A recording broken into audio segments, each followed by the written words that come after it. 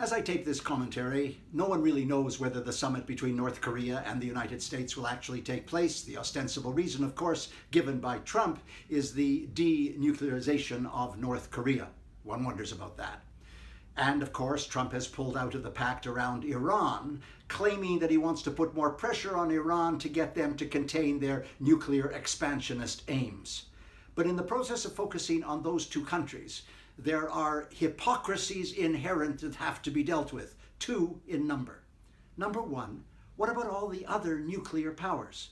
What about Russia and China and France and the United Kingdom and India and Pakistan, countries that are often at each other's throats, not to mention Israel, which everybody knows has nuclear weapons? Why aren't we dealing with those countries? There are supposed pacts which reduce the number of nuclear weapons, but no one believes that they're actually at work. Why? Because there are 9,220 nuclear warheads extant in the world today.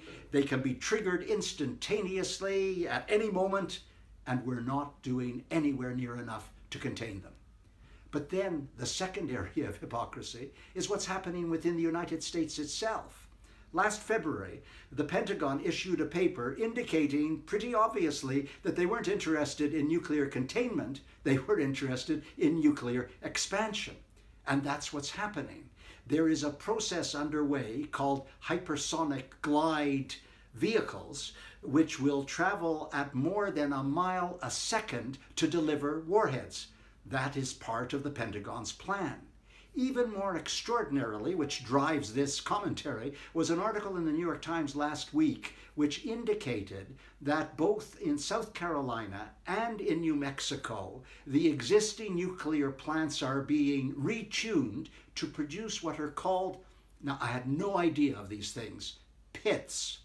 Pits are tiny atomic bombs the size of a grapefruit, which would be inserted into the tip of a thermonuclear weapon.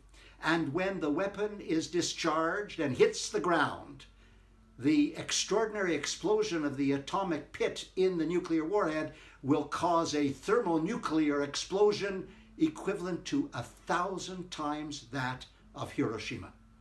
And they're making 30 pits a year in New Mexico and 50 pits a year in South Carolina. What in God's name is going on? Maybe we wouldn't think so deeply about it if the nuclear trigger wasn't held by an emotionally deficient narcissist. But it is, and the entire world is at risk as a result. That was last week. I'm Stephen Lewis.